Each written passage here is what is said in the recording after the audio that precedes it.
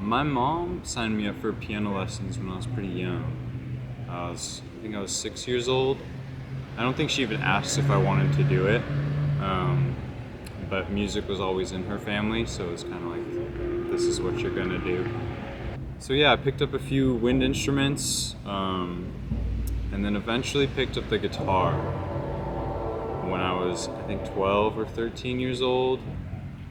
My dad was kind of getting me into AC/DC and Led Zeppelin, and I remember we had an old nylon string guitar just sitting around the house, and I could kind of like, I would pick it up and kind of pick out like dun, dun, dun, like on the E string type of thing.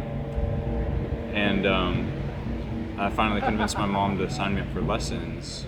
Not to be braggadocious or anything, but I remember the teacher saying, like, he's telling me, like, you've taken lessons before, haven't you? And I was like, nah, it's my first time here, type of thing.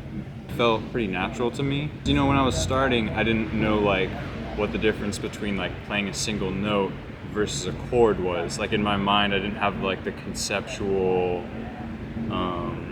framework for like just like the very basics of guitar, like what is a chord, what is like playing a lead type of thing. And so kind of once I got like the roots of like what playing guitar is, I was kind of just wanted to play on my own, and so I stopped doing lessons. It's one of those like AC/DC songs that like you can basically play on one string. I would say that was a pretty short phase.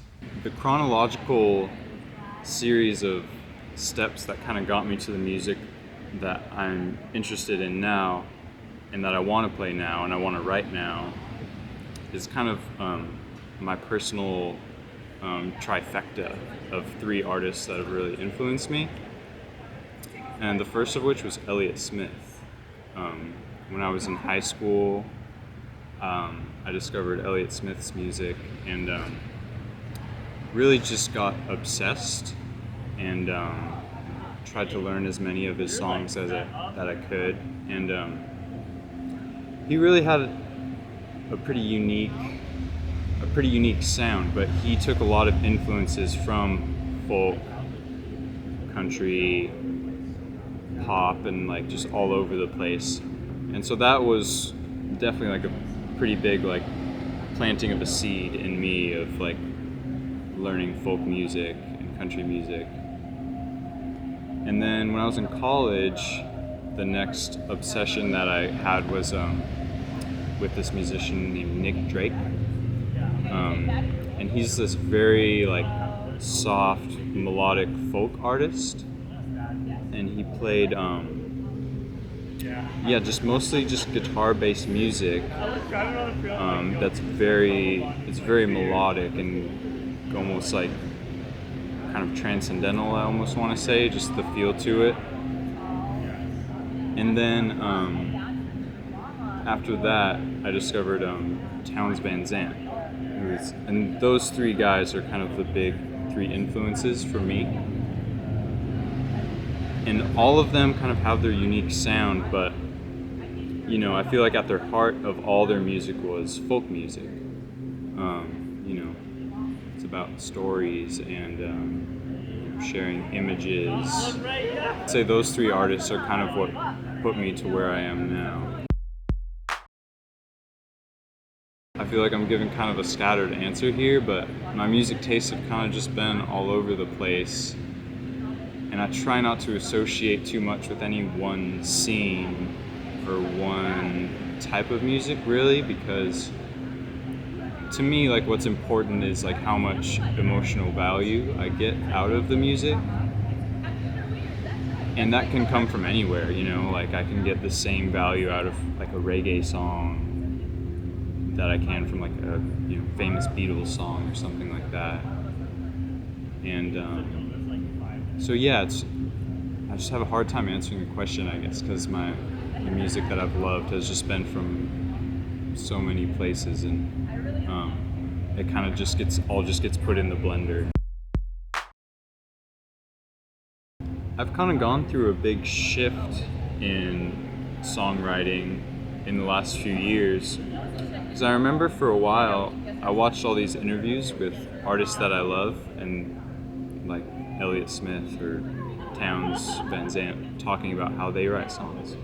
And they would always say like, oh, the best songs, like they just come out of the sky, like no one knows where they come from. And I kind of had that mindset for a long time. And so ultimately my strategy for songwriting was to just kind of sit around and wait.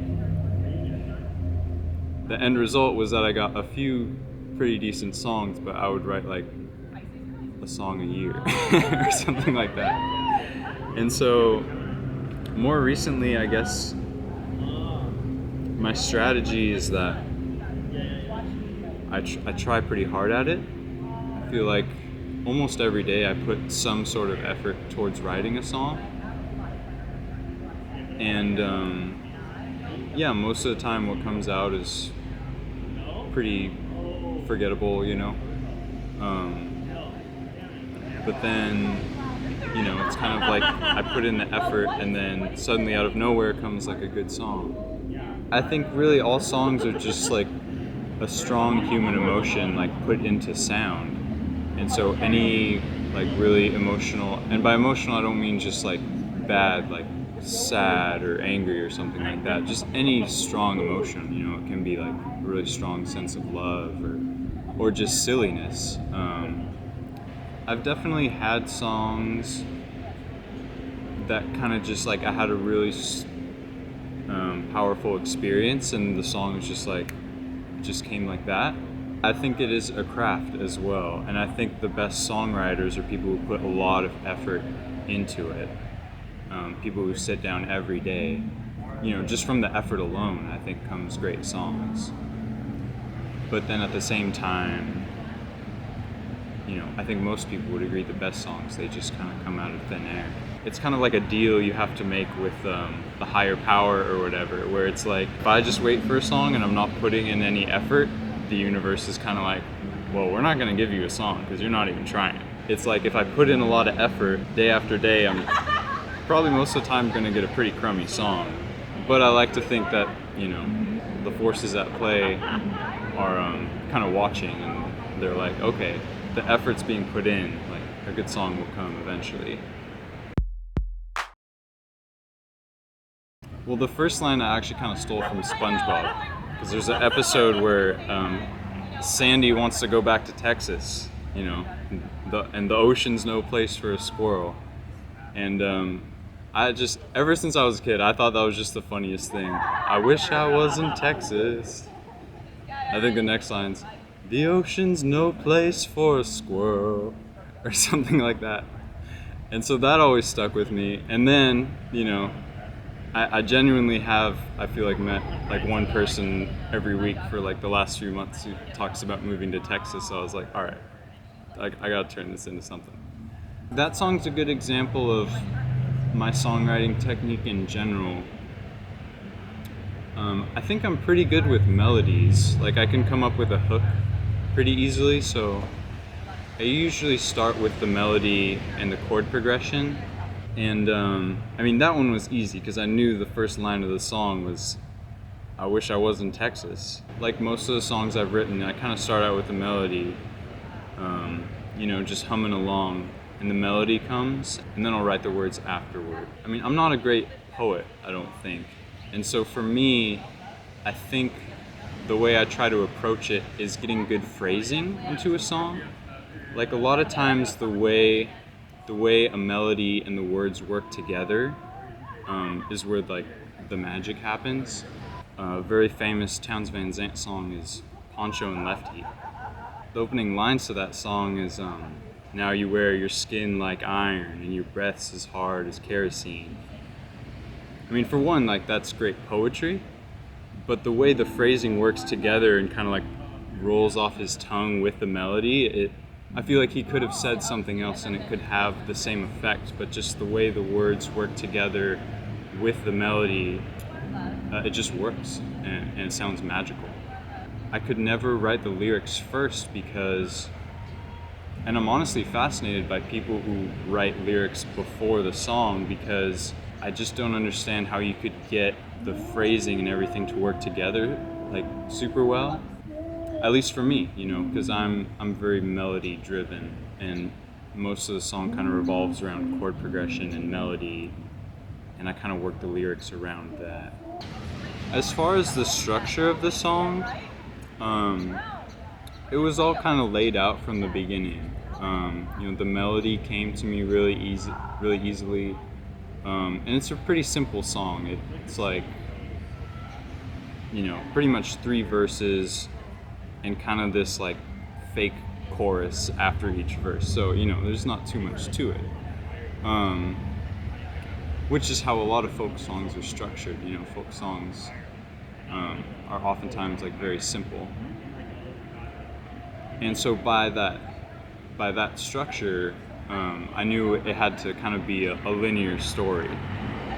And so yeah, it was like, I essentially wrote down, I had parts of the story, the guy, he's like, I'm gonna move to Texas. Everyone's moving to Texas. It's the coolest place on earth. And kind of a build up. And then, the finale is like, oh, I don't want to be here. So I kind of had that idea in my mind.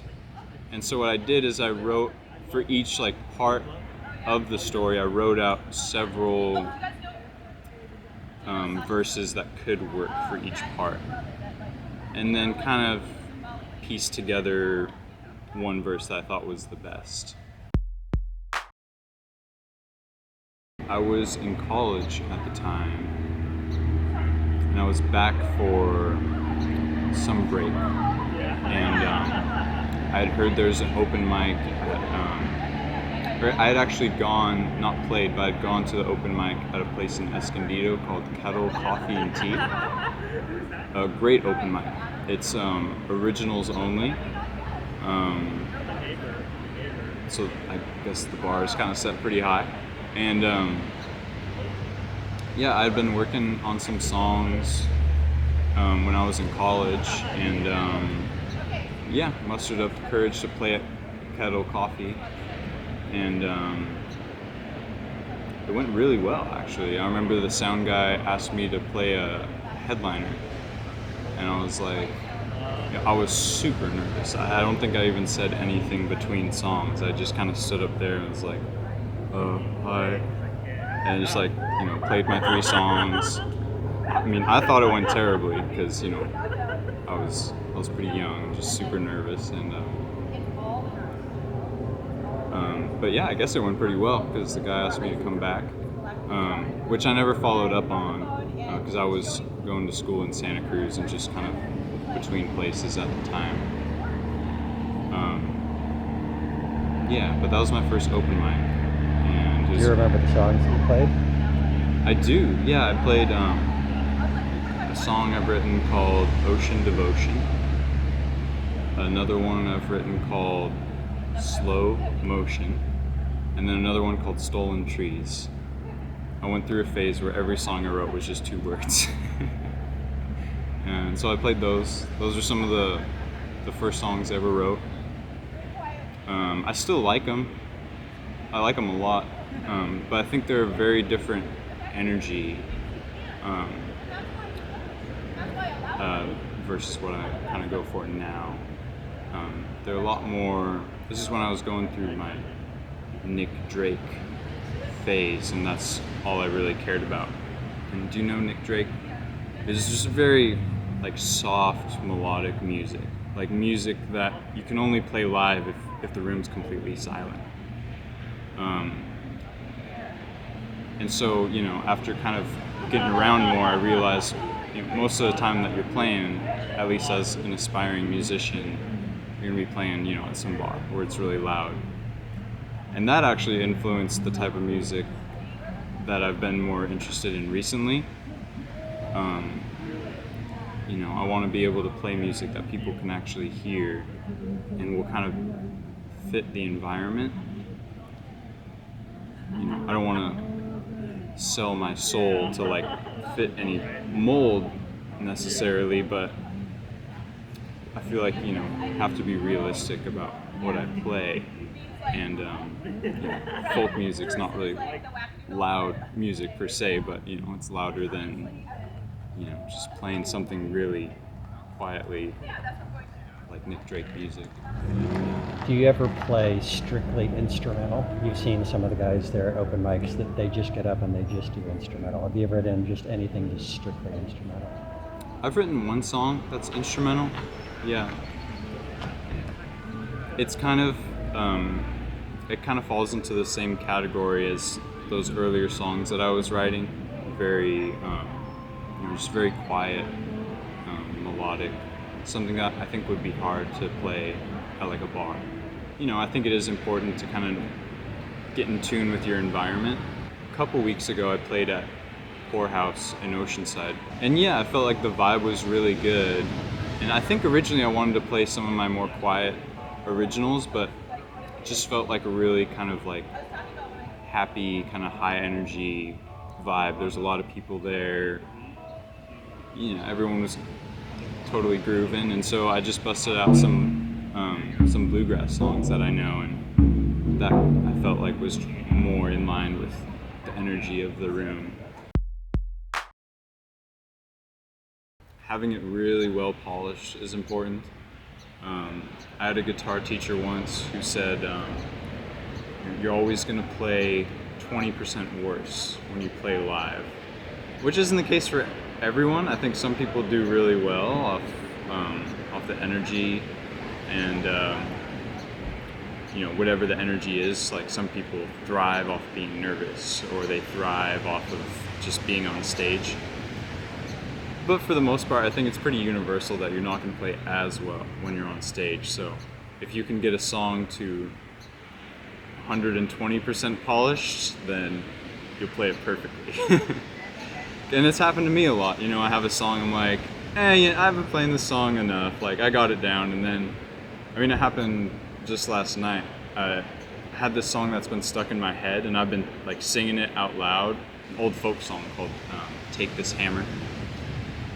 And I've been singing it like nonstop, but I haven't really like sat down and like actually like polished it all that much. But in my mind, I was like, I know the song, like I can do it. Then I got up there and like sure enough, like I made tons of mistakes and it didn't really come through very smoothly. So yeah, having the songs like really nailed down and polished is important. Without being a crazy perfectionist, of course, like that'll stop you from doing anything. Playing something that you like is maybe the most important. If you're enjoying yourself, some other people in the audience are going to enjoy it as well. Playing something that's from the heart, really. That's what music's for, is just being honest and being vulnerable and, just giving something that's of emotional value, I guess. Being totally authentic, I think, is important. Yeah, I was just thinking about this the other day, and yeah, sometimes I'm nervous and the nerves show and I kind of fumble and don't play super well. And sometimes I'm nervous and I play really well. So, sometimes I'll get really nervous before the show, but then that energy just kind of transforms into something really good. And on the flip side, sometimes I'll go in really confidently and play really bad. And then I'll also sometimes go in really confidently and play really good. So it's all over the place for me. It sounds a little silly, but I kind of do enjoy being the center of attention. And so I think I do kind of thrive off of being on stage and having the eyes on me. Surfing. For me, it's music. I live my life through music. It wakes me up in the morning and gets me through the day and puts me to sleep at night. And my dreams are music too. So film is really beautiful. You can do things with film that you can't do just with music. That's like adding 2 more dimensions. some of the most beautiful human experiences can come from just reading poetry, and that's just words on a page, and I think you can get the same emotional value out of just reading some words on a page as you can from watching, a billion-dollar movie or whatever. So yeah, it's all over the place. I think as humans we just seek diversity, so to not, only enjoy one art form, I guess, is a good way to go. And I think we all crave that too. I guess I'll also say is, if you think about human expression like a little more deeply, I think, everything humans do is really a form of art in some way. A scientist or an academic who's just, completely like in love with whatever it is they do, like chemistry or engineering or something, and they find some sort of art in that. That's like a form of expression. Doing research for them is a form of expression. I think math's a really easy example because there's so much beauty to be found in, calculus and, visual plotting and all these sorts of things. So, and even something like designing a car, like it's like you're making something that wasn't on Earth before. It's like you saw it in your mind and then you made it a reality in this three-dimensional life. Everyone's doing that every day. I work in a restaurant right now, and I'm not super passionate about it or anything, but if I really think about it, it's like I'm part of this artwork of like delivering this experience of food to people. To some, like that's a form of art. Humans are just inherently creative animals. Even if someone's works on Wall Street or they just do something super monotonous, like they're an accountant, it's still some form of expression and making something in the three-dimensional reality that only existed in your head before, and before that didn't exist at all. So yeah, I think everything's art.